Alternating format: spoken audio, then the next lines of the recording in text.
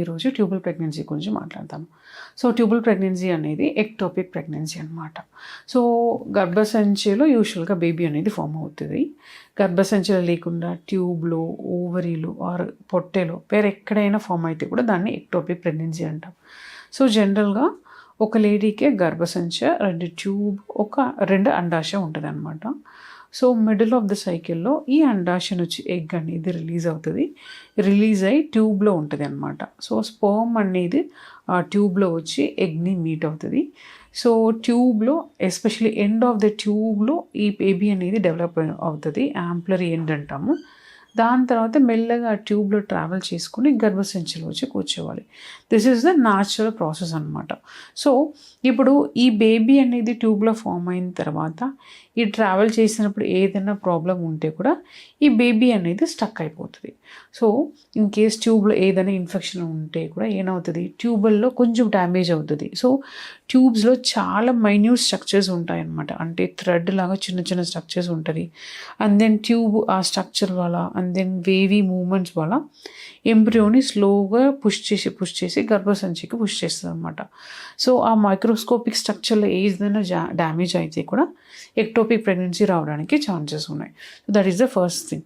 ఇంకొకటి, మీకు దీనికి ముందే అంటే ట్యూబ్లో ఏదైనా సర్జరీ అయితే, అంటే ట్యూబల్ బ్లాక్ ఉంది దాన్ని రిలీజ్ చేసి ఉంటే, లైక్ దీనికి ముందు పిల్లలు వద్దన్న ఆపరేషన్ చేసుకుని దాని తర్వాత రీకానలైజేషన్ సర్జరీ చేస్తే కూడా ఏమవుతుంది అంటే there will be some amount of damage to the tube అనమాట.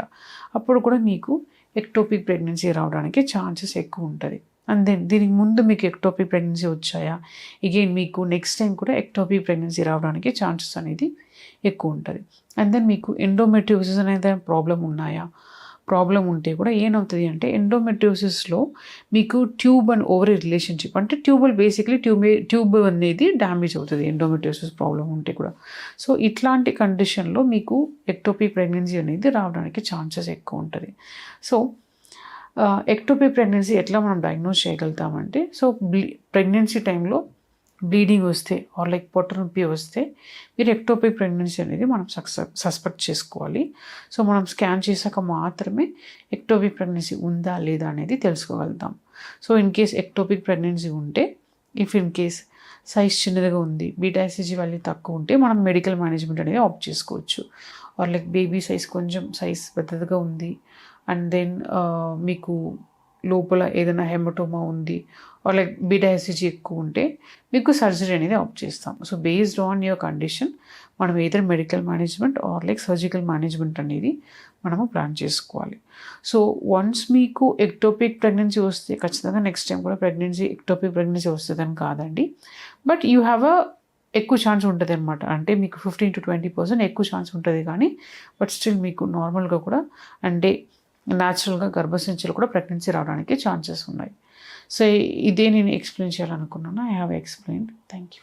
సెమెన్ అనాలిసిస్ గురించి ఎక్స్ప్లెయిన్ చేస్తాను. సో మేల్స్కి చేసే very important test and then only one test అని కూడా చెప్పొచ్చు at times. So very important test అనేది ఈ సెమెన్ అనాలిసిస్ అనమాట. సో ఈ సెమెన్ అనాలిసిస్లో మనం ఏం చూస్తాము అండ్ దెన్ ఇంటర్ప్రిటేషన్ ఏంటి అనేది నేను ఎక్స్ప్లెయిన్ చేస్తాను. సో సెమెన్ అనాలిసిస్లో ఫస్ట్ అబ్స్టినెన్స్, అంటే హస్బెండ్ అండ్ వైఫ్ మీట్ అయ్యి అట్లీస్ట్ 2 to 3 days గ్యాప్లో ఆర్ మ్యాక్సిమం 7 days గ్యాప్ ఉంటే మనము సెమెన్ అనాలిసిస్ అనేది చేసుకోవచ్చు. Some times maybe at certain situation కొంచెం గ్యాప్ తక్కువ ఉంటే కూడా మనము సెమెన్ అనాలిసిస్ అనేది చూసుకోవచ్చు అనమాట. సో ఇప్పుడు ఫస్ట్ వాట్ టు సీ అంటే టైమ్ ఆఫ్ కలెక్షన్స్, అంటే ఎంతసేపు పడుతుంది, ఎక్కువసేపు పడుతుందా, or is able to give the sample or what. In case time ఎక్కువ పడుతుందంటే ఏదైనా ప్రాబ్లం ఉన్నాయా అది కూడా ఒకసారి చూసుకోవాలి. అండ్ దెన్ వన్స్ శాంపుల్ ఇచ్చిన తర్వాత ఫస్ట్ వాల్యూమ్ ఎంత ఉంది, తక్కువ ఉందా, కరెక్ట్గా ఉందా అనేది చూసుకోవాలి. అండ్ దెన్ వాల్యూమ్ చూసుకున్న తర్వాత విస్కాసిటీ అండ్ దెన్ అంటే నేచర్ ఆఫ్ సెమన్ అనేది చూస్తారనమాట. Viscosity and then liquefaction time ఇదని చూస్తారు. దాంట్లో ఏదైనా అబ్నార్మాలిటీ ఉంటే కూడా మీకు కొంచెం ఏదైనా ఎంజైమ్స్ డిఫెక్ట్ ఉంటే ఆర్ లైక్ ఏదైనా కొంచెం infections seminal vesicles or like ప్రాస్టేట్లో ఏదైనా ఇన్ఫెక్షన్ ఉంటే కూడా కొంచెం ఈ కన్సిస్టెన్సీ అందని లిక్విఫాక్షన్ టైం అంటాం అదని కొంచెం అబ్నార్మల్గా ఉంటుంది అనమాట. అండ్ దెన్ పిహెచ్ అనేది కూడా చెక్ చేసుకోవాలి.